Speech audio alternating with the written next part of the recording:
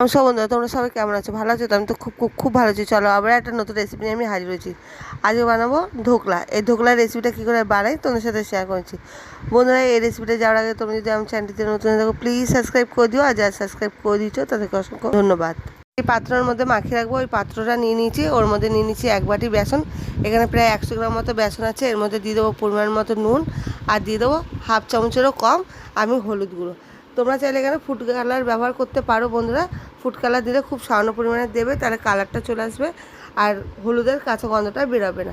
অল্প করে জল দিয়ে মাখিয়ে দেখতে হয় বন্ধুরা। যদি মনে হয় একটু শক্ত হয়ে গেছে তাহলে খুব সামান্য পরিমাণে জল দেবে, আর যদি মনে হয় পাতলা হয়ে গেছে তাহলে আর একটু বেসন অ্যাড করবে।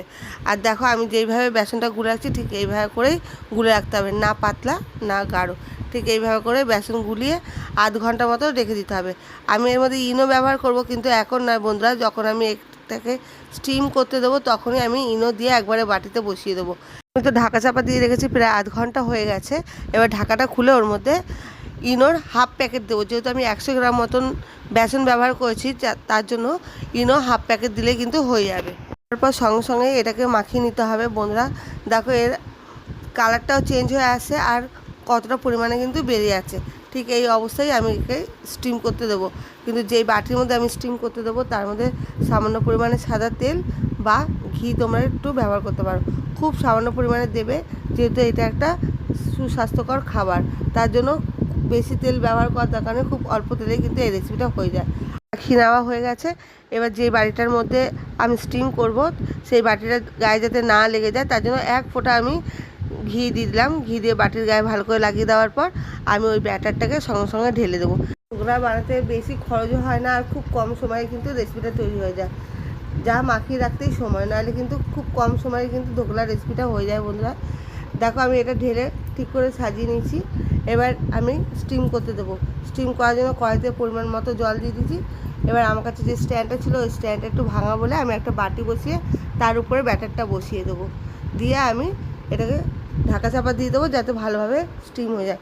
ঢাকাটা দিয়ে দেওয়ার পর প্রায় 20 মিনিট আমার হয়ে গেছে। 20 মিনিট পর আমি ঢাকাটা খুলে দেখে নিচ্ছি, যদি হয়ে যায় তো ভালো, না হলে আরও 5 মিনিট মতো আমি এটাকে স্টিম করতে দেবো।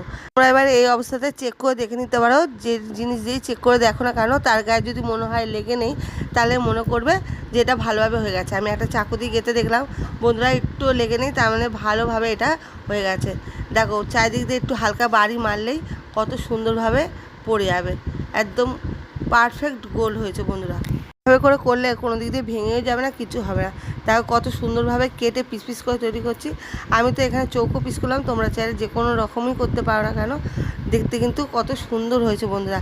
চারিদিক দিয়ে কত সুন্দর জালিদার তৈরি হয়েছে। আমি যে এর একটা রস তৈরি করব, রসটা এই জালির মধ্যে দিয়ে ঢুকে যাবে আর খেতে কিন্তু দুর্দান্ত লাগবে।